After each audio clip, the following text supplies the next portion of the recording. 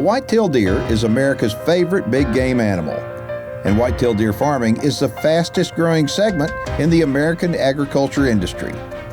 Our program's mission is to dive into the world of deer farming and discover why tens of thousands of Americans compete to create the biggest bucks in the world. And by the biggest bucks, we don't just mean the size of the antlers. The financial investment opportunities produced even on small parcels of rural land will blow you away. Join me as we discover how white-tailed genetics, deer auctions, animal husbandry, and so much more drive the deer farming industry. My name is Keith Warren, and this is Deer and Wildlife Stories.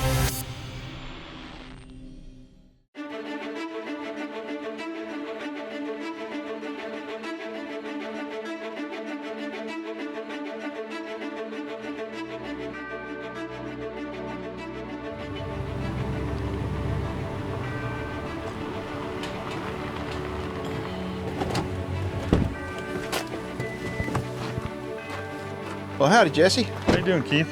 I'm doing good. Good to see you. Good to see you. Well, howdy, everybody, and welcome to Show into Schulenburg, Texas. We're at Limitless Genetics, and I'm excited to tell you that Jesse represents what I think is going to be the new guard in the deer industry, and we'll tell you more about that on today's show. Let's go see some deer. My name is Jesse Boger. I'm with Limitless Genetics. Our goal is to produce a nice frame with some extras and also to improve other people's genetics. So the farm is beautiful. I mean, it's right off the highway. You'll be able to look at it. It's off the highway by about 400 yards, but you can see the pens, and the pens are big and roomy. The cool thing about it is that he doesn't have overcrowding in the pens. And then, of course, Mia, I mean, she's bottle raising the fawns, and she loves every minute of it. I love watching Mia and Jesse work together at doing all the chores on the farm. I think how cool is it for a young couple to be able to spend the time on a farm and build not just a business, a farm, but build their relationship at the same time. So being in the deer breeding world and raising fawns for the past 5 or so years has definitely taught a lot about patience and hard work. These animals are extremely high maintenance, but the reward of taking care of them far exceeds anything else that I've done. I love each one wholeheartedly, no matter how much they make me mad, no matter how much they fight me, how much of a troublemaker they are, but yes, they are very much like my children, and I try to make sure they all good, they all healthy, they all get to be big and strong and have babies of their own in a couple years. Yes, ma'am.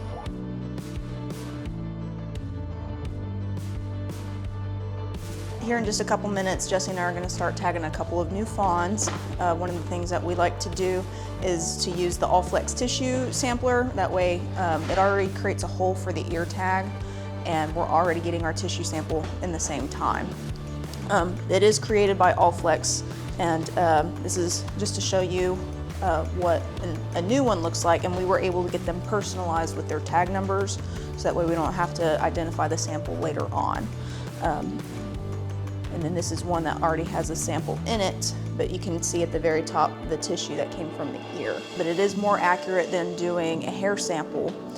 It's also a little bit less stressful on the animal since you are tagging them at the same time. But also, we do tag the animals for identification as far as regulation purposes go as well. So you take this tissue sample, you send it into the lab, and the North American Deer Registry provides a certificate back to you with verification of who that deer is. Now, the reason why that's important and to be able to get in NADAR now is because now they're using SNPs technology. And what that means, they've got over 400 markers to assure the parentage is absolutely 100% accurate. There's not many young people today, in my opinion, that want to grow up and live on a farm. Most of them want to live in the city and be around city things, but it's encouraging to see people like Jesse and Mia that are they got their family out here on the farm, and they love every minute of it. So I think things are good as long as we have young people that want to live on the farm. Now it's time for one of our frequently asked questions.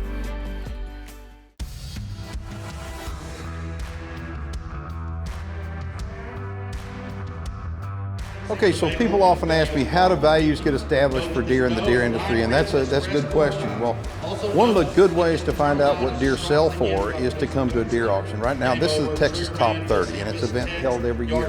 And the biggest breeders in the country come to this. Of course, Jesse Boger is going to be here, and he's got this animal in the sale, but you're going to be able to establish values by watching what other people are willing to pay for certain animals. And it's not uncommon to see deer go for $100,000, $200,000, and even more, or even small percentages of ownership. So it's important to attend deer sales, whether you're in the business or out of the business, to be able to establish values of the deer.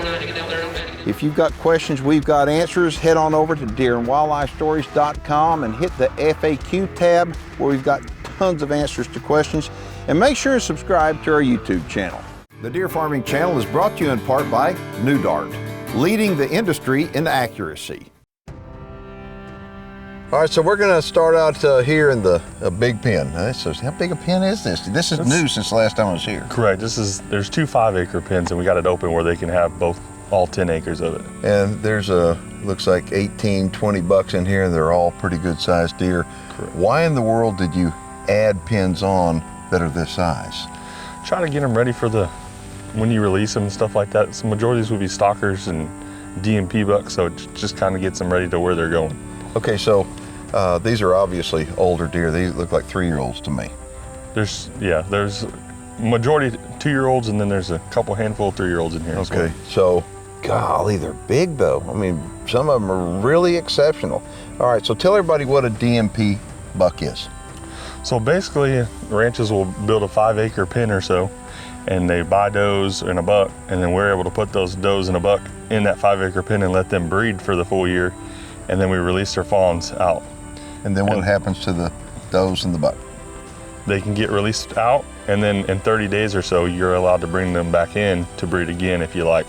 Wow, so that's a pretty good program. So if somebody has a ranch that they're looking at trying to improve their genetics, that's a real good way to do that. Right, it streamlines it pretty fast. And people can do that, I guess, when you have a DMP client, and once they establish a pen, it would seem like to me they do that year after year after year. Yes, sir. Yep. Okay, and the reason why that clearly to get new inventory, a new age class every single year. So, okay, so these deer in here, they're all, I guess, the genetics are phenomenal on them, just like the deer in the rest of the farm. Correct. Yep. Okay, so what distinguishes for you what is going to make these guys a DMP buck or a stalker buck, and not to keep it for breeding?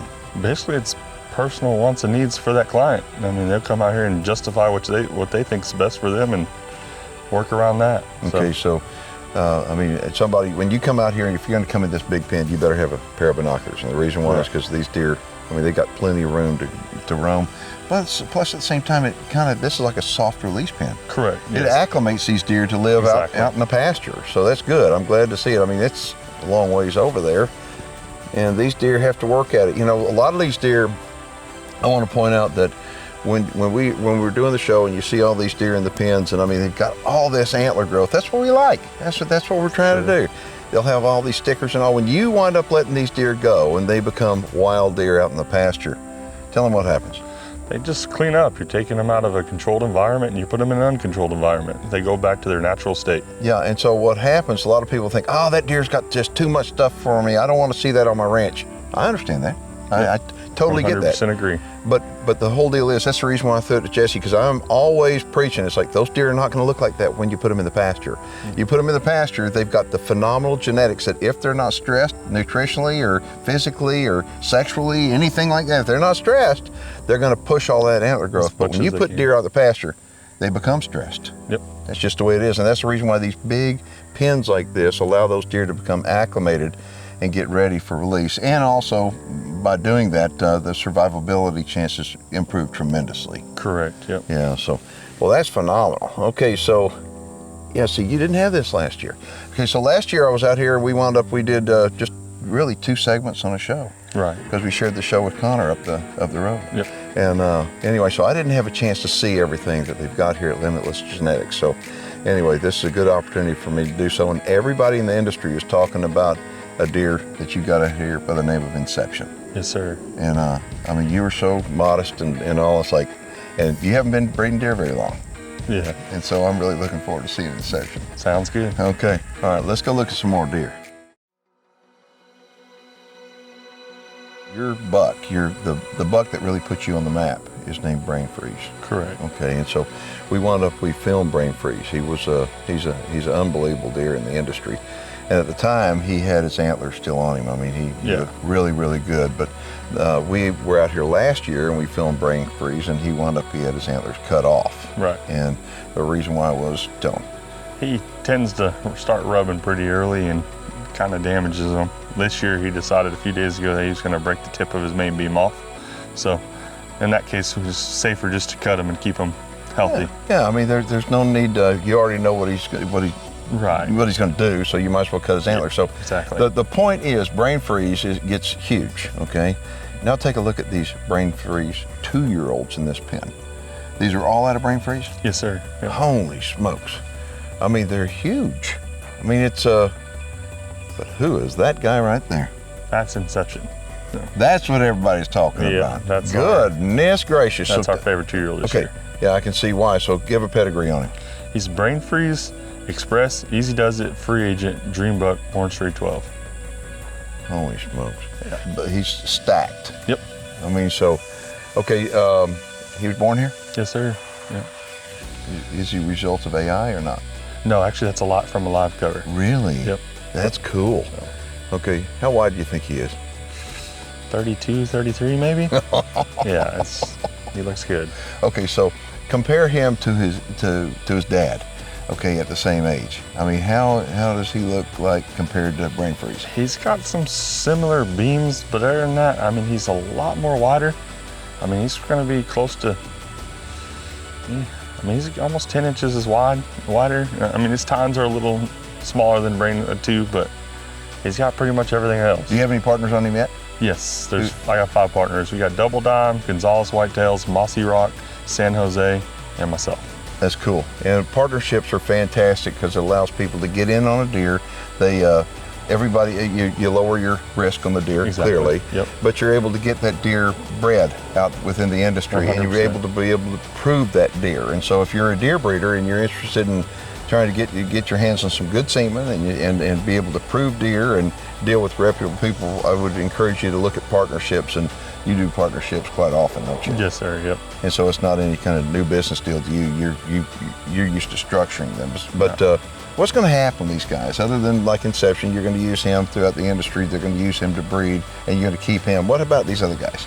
We'll probably keep a couple to stay back and watch them at 3, and then the other ones are going to breeder pens. Breeder pens / DMP pens. Okay. So how many of the deer that, I mean, you're, for a guy that hadn't been growing deer very long, you're growing some giants, okay? Thank you. How many of these deer wind up going for stalkers? Percentage-wise, what do you think? About 80 to 90%, depending on the year. Okay, and that's phenomenal because most people, I think they probably have 80 to 90% go to stalkers. I really do. I think it's that high. Yeah. Okay, and that's a proof how good his deer are. And so what a stalker is a buck that, or a doe for that matter, that goes out in the pasture, and you're proving the value of the deer by bringing in better genetics. And so that's pretty cool. So, all right, so tell everybody your website address. It's limitlessgenetics.com. And you can go there and you can see lots of great information, or you can give Jesse a call if you want to come out here. And this is located, if you're on Interstate 10 and you're between Houston and San Antonio, when you come to the Schulenburg exit, Yep. it's just south of that, 15 minutes. I mean, Yeah, we're close. easy to find. And be prepared to see some really good deer for a guy that hadn't been, breeding deer that long, to be honest with you. Yeah. Okay, everybody's talking about you got a unbelievable yearling. Yeah, another Brain Freeze. Yeah, We're pretty proud of. Listen to this. Yeah. Okay, let's go look at him. All right, sounds good. Now some great information on fencing from our friends at LE Fence. Hey guys, it's Ron with LE Fence. Just want to talk to you real quick about coyote wire or predator apron, whichever way you want to go with it. Essentially, this is for whatever you want to put down around the perimeter of your property in order to keep any predators from getting into your ranch. So obviously though, out here we're in a bit of a rocky terrain. You can't always get that net wire fence all the way down to the ground like you like it to. So #1 way to help keep predators from coming in is lay down the wire. So you can see I'm standing here on top of our coyote wire. We went ahead, we stretched it tight, corner to corner or brace to brace, and then went ahead and hog ringed it to the bottom of your game fence and your gaucho barbed wire so that you got all one big fabric so that there's no weak points in your fence. Then you go ahead and you go and stake the coyote wire down on the edge with rebar. That'll help it keep from pulling up or rolling up to give the animals less space to try to have to dig to get into your property. If you have any questions, go ahead and give me a call. Information's at the bottom of the page. Thanks, guys. The Deer Farming Channel is brought to you in part by Record Rack Deer and Elk Feeds. So this is the second time that I've been over at this farm, and I'm very impressed. And you know, I started out at the beginning of the show saying that it's like this, the new guard. You know, Jesse kind of represents what I think is going to be the new guard in the deer industry. And what I mean by that is that the deer industry, just like any other industry, is kind of run by old timers, so to speak, people that help build the industry and people that are still big staples in the industry. But new people are always coming in, and you know, what we're trying to do on the show is to feature those new people. And so whether it's Jesse Boger here at Limitless Genetics or whether it's Jade Webster, I think that those guys, those young guys coming into the market that are aggressive, they're passionate, they're very successful, I think that they represent who's going to be the new guard of the deer industry.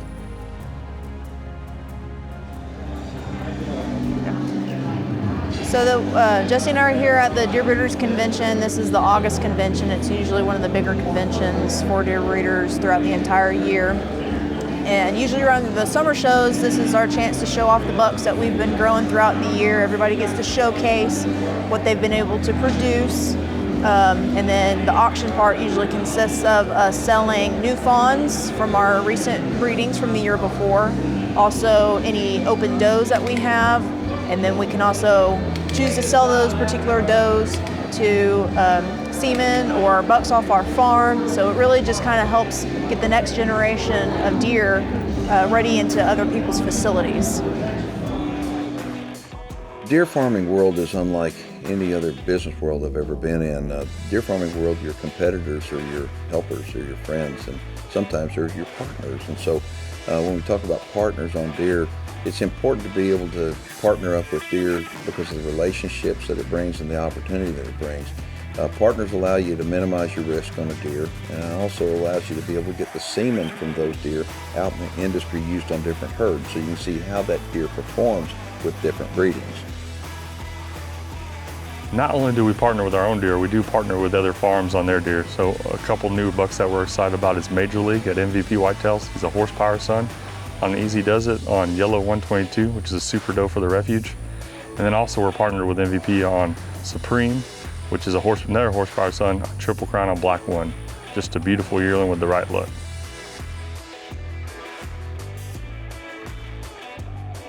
All right, so that's War Admiral, Yes, sir. 4 years old? Yes, sir. Okay, and now you had a partner in him, or have a partner in him, Jason Milligan. I've had, yes, sir. Okay, and so all these yearling bucks out of him?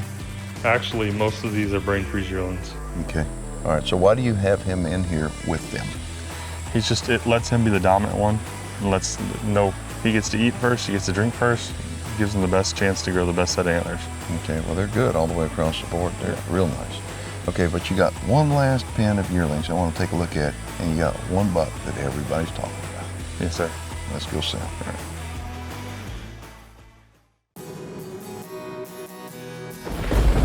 So who do we have in here? So these are all AI yearlings. And then we have one brain freeze yearling we call Dynamic.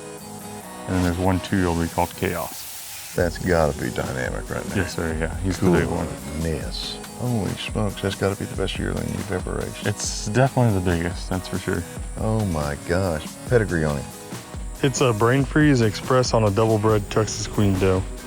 Okay, you hear brain freeze again. I mean, brain freeze is just getting it done over and over again, so that's incredible. So what are your plans with him? We're gonna pull semen on him and maybe breed a couple does to him and hope for next year type deal. Okay, and by the time he's 2, you'll be able to tell whether you, what I call a franchise buck or not, one that you really want to take. Yeah, he's gotta make another jump. Okay, so who's this other buck in here with him? The big one? That's a Voodoo Magic Express son. Voodoo Magic on Express. How old? 2. It's Chaos. Boy, that's a heck of a deer. Yeah, he's nice and wild. Chaos. Yes, sir. That's a good name for him. Yeah, it's cool. Especially when you look at the pedigree. Yeah, it's a little different. Yeah, it's a little different. That's good. All right. Well, Jesse, I want to tell you thank you for having us out. I mean, last year we came out here and we did 2 segments, a half a show Yes, sir. on your place, and it really didn't give me a good opportunity to, first off, spend time with you and get to know you better and get to see your place better. I mean, the place is beautiful. The pens are big, spacious. I love the grass in them. It's really cool, and the deer are big. Thank you. And so I really appreciate you having us out, and I appreciate y'all for watching. If you're watching online, you have any questions or comments, please go ahead and post them below. If you're not subscribed to our YouTube channel, please do so.